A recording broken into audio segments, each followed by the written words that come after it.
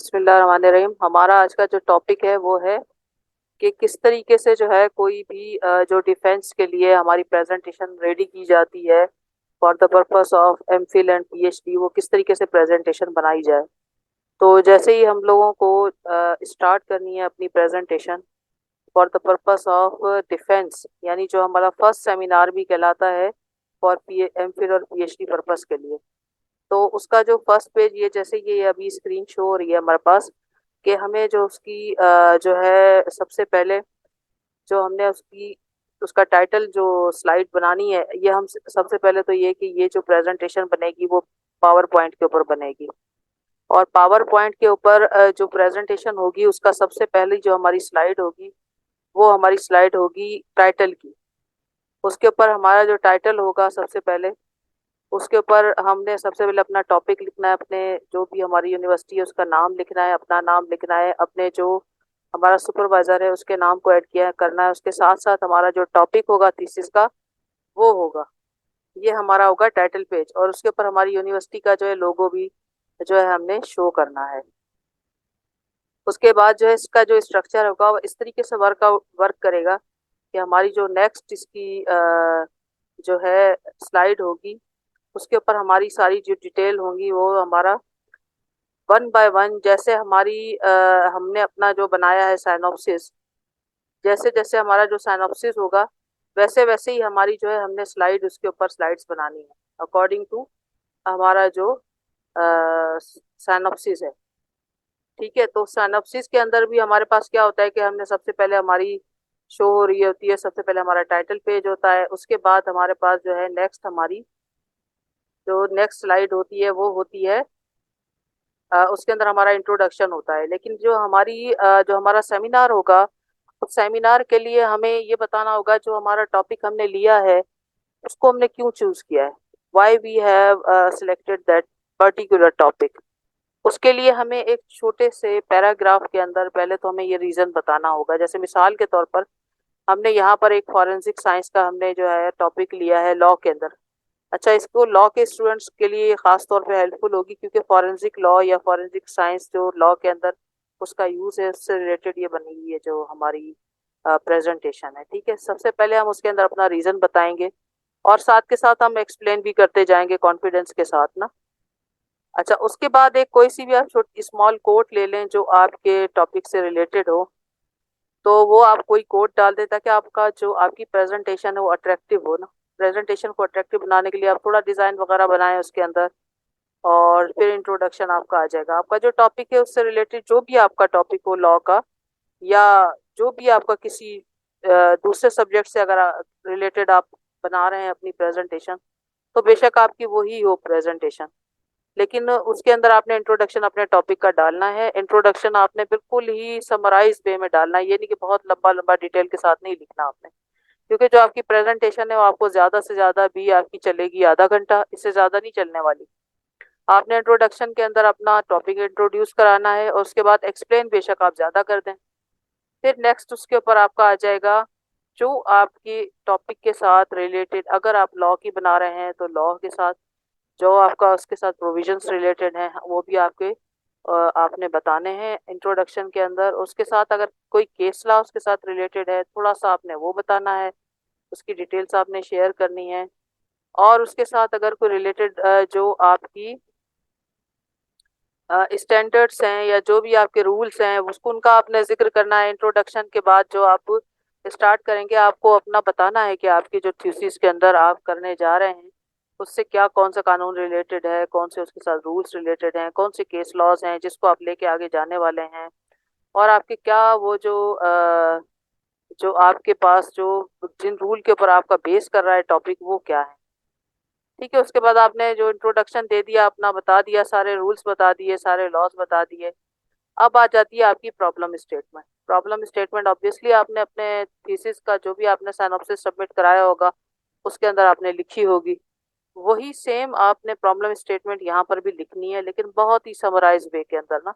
अगर आपने अपने साइनॉप्सिस में उसको ज्यादा डिटेल से डिस्कस किया हुआ है तो बेशक भले किया हुआ हो वहां पर, लेकिन जब आप अपना प्रेजेंटेशन बनाने लगेंगे तो आपकी प्रेजेंटेशन के अंदर आपने हर चीज को समराइज वे के अंदर लेके आना है। प्रॉब्लम स्टेटमेंट आपने बताने के बाद आपने आ जाना है अपने ऑब्जेक्टिव्स के ऊपर, कि आपके ऑब्जेक्टिव्स कौन से थे जो आपको जो है अचीव करने थे। अब आपने यहाँ ये करना है कि बहुत ज्यादा ऑब्जेक्टिव्स आपने नहीं लिखने हैं, आपने वो तमाम ऑब्जेक्टिव्स जो है निकालने हैं। जैसे आप कहते हैं ना कि समंदर को कूजे में बंद करने वाली बात होगी आपकी। आपने मेन ऑब्जेक्टिव्स, मेन थीम आपकी जो है वो आपने ले लेनी है, और उस मेन थीम से रिलेटेड जो आपके ऑब्जेक्टिव्स थे जिसके ऊपर आपने काम करना है आगे चल के।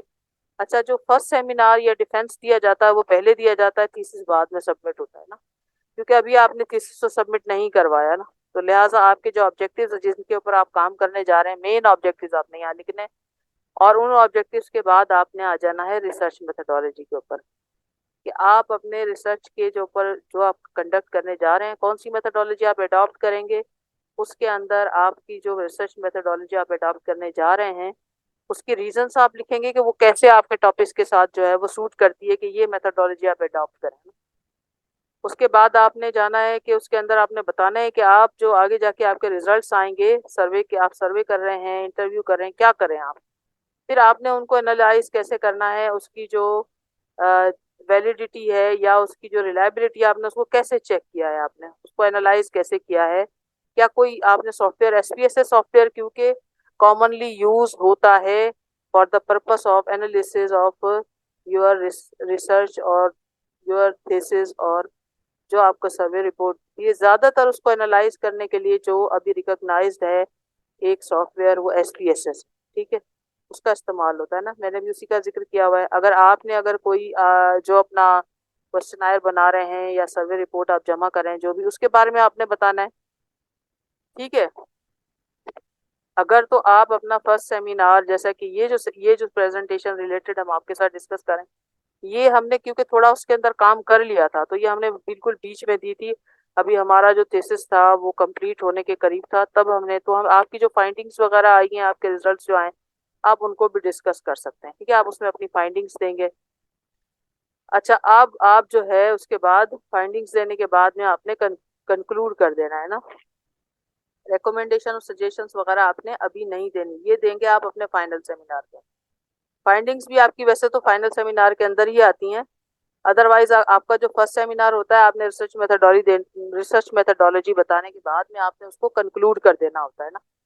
लेकिन इसके साथ साथ मैं आपको थोड़ा सा ये डिस्कस कर दूं कि जब आप फाइनल सेमिनार देने जा रहे हैं या आपसे अभी थीसिस का आपने हाफ या बीच में कोई काम सबमिट करा दिया है या आपका तकरीबन कंप्लीट हो गया है, फिर आप देने जा रहे हैं, तो आप उसके अंदर फिर आप जो है फाइंडिंग्स भी डिस्कस करेंगे। अगर आपका फाइनल सेमिनार है तो फिर आपने फाइंडिंग्स भी डिस्कस करनी है, आपने बतानी है आपके रिसर्च की क्या फाइंडिंग्स आई हैं, क्या रिजल्ट्स आए आपके, और उसके बाद में आखिर में आकर के आपकी रिकमेंडेशंस आ जाएंगी सारी, ठीक है। रिकमेंडेशंस आपने फिर उसके अंदर बतानी है क्या आप क्या रिकमेंड कर रहे हैं, आपकी थीसिस आपको क्या है, क्या आपके थीसिस के रिजल्ट्स के नतीजे में आपने क्या रिसर्च की, और अब आप क्या चाहते हैं कि क्या बेहतरी आनी चाहिए, क्या होना चाहिए आगे चल के।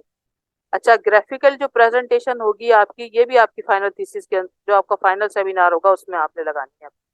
आपके रिजल्ट्स जो है उनको आपने शो करना है कि आपने ये क्वेश्चन किया, फिर उसमें आपको क्या आगे से रेस्पॉन्सेज आए।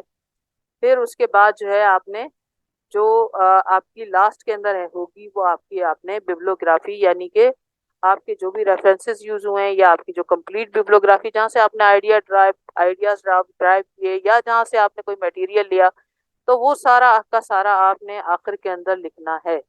यानी विदाउट एनी रेफरेंसेस और बिब्लियोग्राफी आपकी प्रेजेंटेशन नहीं होनी चाहिए, ठीक है। अच्छा, इस तरीके से आपने अपनी एक प्रेजेंटेशन बनानी है, और इस प्रेजेंटेशन को बनाने के बाद में अब आप जब आप अपनी प्रेजेंटेशन कंप्लीट कर लेंगे तो क्या होगा, नतीजा ये निकलेगा कि आपसे क्वेश्चन एंड आंसर किए जाएंगे ना।